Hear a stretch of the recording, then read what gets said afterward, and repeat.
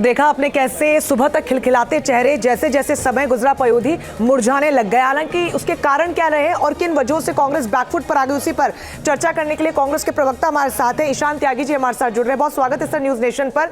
थोड़ी देर पहले कुमारी शैलजा हमारे सहयोगी से बातचीत कर रही थी, सैयद आमिर से। उन्होंने बातचीत में कहा कि कई कमियां रही कि हम हार गए और बीजेपी को जीत की बधाई दी। क्या आप भी मानते हैं कि कांग्रेस की तरफ से वो कमियां रही हैं, आप बैकफुट पर आ गए तभी?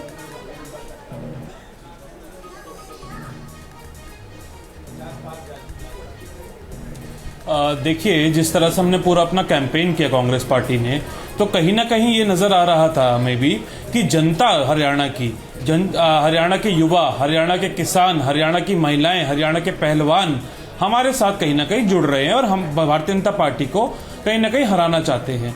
तो इस बात की समीक्षा, कि कुमारी शैलजा जी ने बिल्कुल सही बात बोली है, इस बात की समीक्षा होनी चाहिए।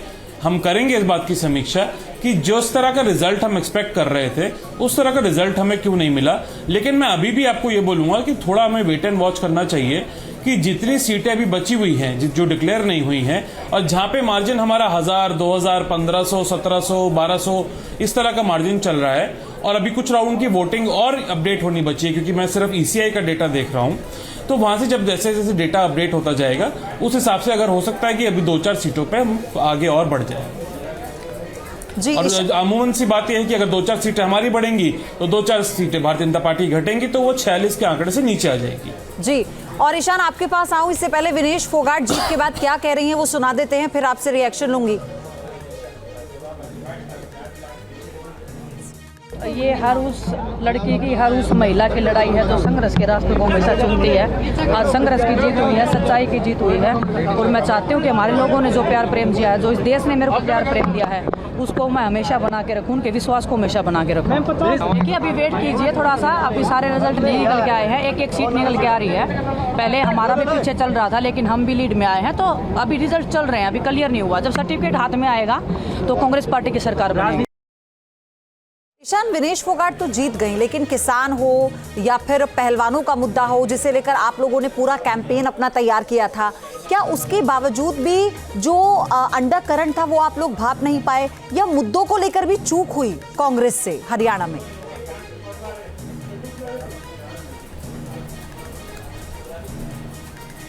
नहीं, देखिए, मुद्दों को लेके कांग्रेस पार्टी से कोई चूक नहीं हुई।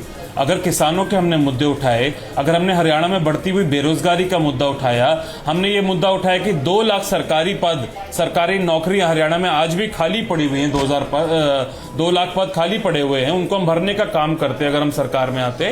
तो इस तरह के मुद्दे हमने उठाए। और पहलवानों का देखिए, आप मीडिया के क्षेत्र से आती हैं और सारे मीडिया जगत ने कवर किया कि किस तरह से महिला पहलवानों पर भारतीय जनता पार्टी की सरकार ने दिल्ली में लाठियां बरसाई, आपका रुख द्वारा से करेंगे। इस बीच बड़ी खबर बता दें दर्शकों को कि दिल्ली में बीजेपी मुख्यालय में बड़े जश्न की तैयारी हो रही है। इस वक्त की बड़ी खबर सामने आ रही है, शाम 5 बजे से बीजेपी मुख्यालय में कार्यकर्ता जुटेंगे।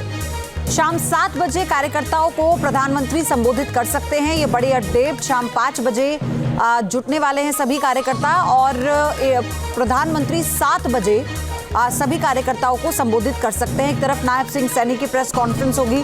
विकास चंद्रा हमारे साथ इस खबर पर जुड़ चुके हैं। विकास, ये जो स्केड्यूल हम बता रहे हैं दर्शकों को, क्या प्रधानमंत्री भी कार्यकर्ताओं को संबोधित करेंगे?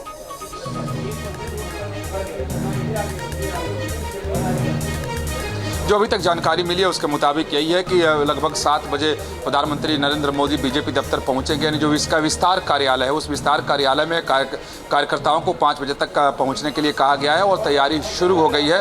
और बीजेपी में तो थोड़ी देर पहले जलेबी बांटे गए। हर बार तो बीजेपी के जो कार्यकर्ता और नेता होते हैं वो लड्डू बांटते थे, लेकिन इस बार तंज और व्यंग में उन लोगों ने जलेबी बांटे हैं। और उत्साहित कार्यकर्ताओं ने तो प्रधानमंत्री नरेंद्र मोदी की तस्वीर को भी जलेबी खिलाया और अपनी खुशी का उन्होंने इजहार किया। देखिए, यहाँ बीजेपी आज खुशी मनाने में, ढोल बजाने में और लड्डू बांटने में थोड़ी पीछे नजर आई, क्योंकि बीजेपी को शायद ऐसी उम्मीद नहीं थी। क्योंकि मेरा व्यक्तिगत अनुभव यह है कि बीजेपी के नेता 35 सीटों तक उम्मीद करके बैठे थे, लेकिन उनको, बीजेपी को भी उम्मीद नहीं थी कि इस तरीके का परिणाम आएगा।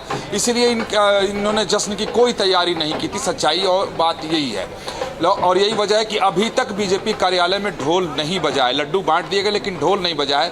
अब बीजेपी के नेता करें कि एक ही बार शाम को प्रधानमंत्री की मौजूदगी में बीजेपी के कार्यकर्ता और नेता जश्न मनाएंगे। एक चीज समझना चाह रही हूँ, आप लगातार ग्राउंड पर हैं। मैं आपसे ये समझना चाह रही थी कि जब हम कांग्रेस की बात करते हैं तो उसको पूरा कॉन्फिडेंट था, कॉन्फिडेंस इतना हाई था कांग्रेस का कि उसे पता था कि वो जीत जाएंगी। एग्जिट पोल्स क्या कह रहे थे हमने देखा। बीजेपी अंदर खाने, बीजेपी का अपना आकलन आप अभी बता रहे हैं।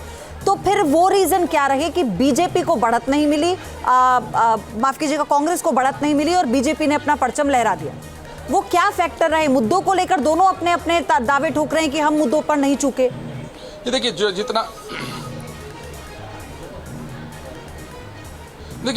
जितना मैं समझ पा रहा हूं अभी तक, क्योंकि मैंने भी हरियाणा में कई ऐसे उसके इलाके जहां मैं गया, प्रधानमंत्री की रैली हमने कवर की, अमित शाह को कवर किया, वहां के लोगों से बात की, तो अब जो मैं जोड़ पा रहा हूं कि आखिर ऐसा हुआ क्यों। क्योंकि बीजेपी को उम्मीद नहीं थी। बीजेपी, जैसा मैंने पहले कहा, कि वो अधिक से अधिक बीजेपी के नेता 35 सीट अपने आप को खुद दे रहे थे, कह रहे थे कि हाँ यहाँ हो गई। लेकिन अब बीजेपी के नेता कह रहे हैं कि लोकसभा चुनाव से बड़ी जीत है, क्योंकि लोकसभा के परिणाम से बिल्कुल उलट परिणाम है।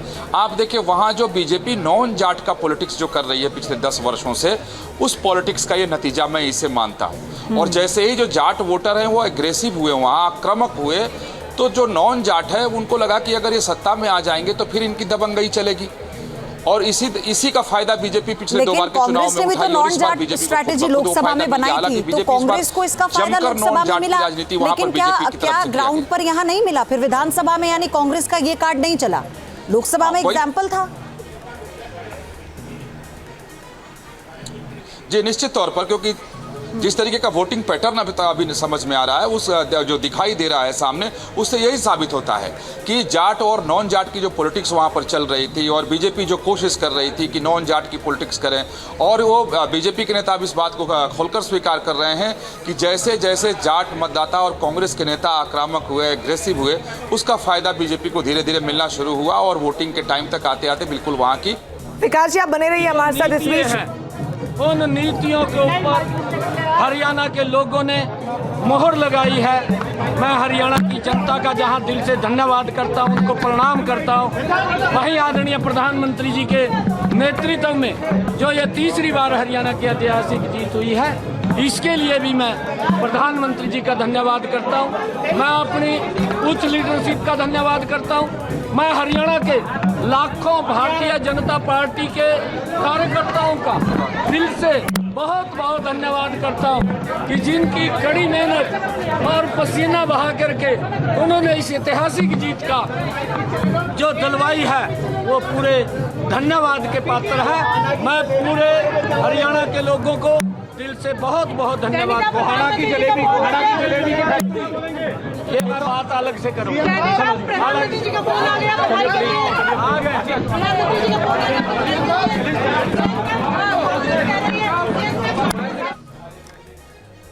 तो नायब सिंह सैनी को आप सुन रहे थे। उन्होंने कहा कि पीएम मोदी का दिल से धन्यवाद मैं करता हूं। हरियाणा की जनता का भी उन्होंने दिल से धन्यवाद किया और जीत की जो खुशी है साफ तौर पर उनके चेहरे से झलकी।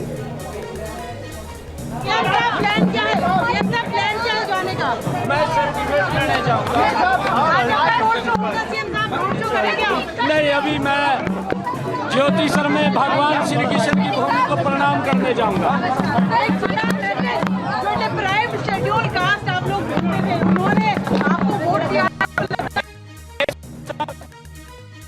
नायब सिंह सैनी को लगातार आप सुन रहे हैं और उन्हें जीत के बाद जो खुशी होती है वो साफ तौर पर चेहरे से झलक रही है। मुस्कान में सब कुछ वो बयां कर गए और उन्होंने कहा कि भगवान श्री कृष्ण की भूमि पर मैं जाऊंगा जीत के बाद, और साथ ही जनता का धन्यवाद किया। प्रधानमंत्री नरेंद्र मोदी का भी तहे दिल से उन्होंने धन्यवाद किया। न्यूज नेशन अब व्हाट्सएप पर खबरों की ताजा अपडेट के लिए न्यूज नेशन के इस QR कोड को स्कैन करें।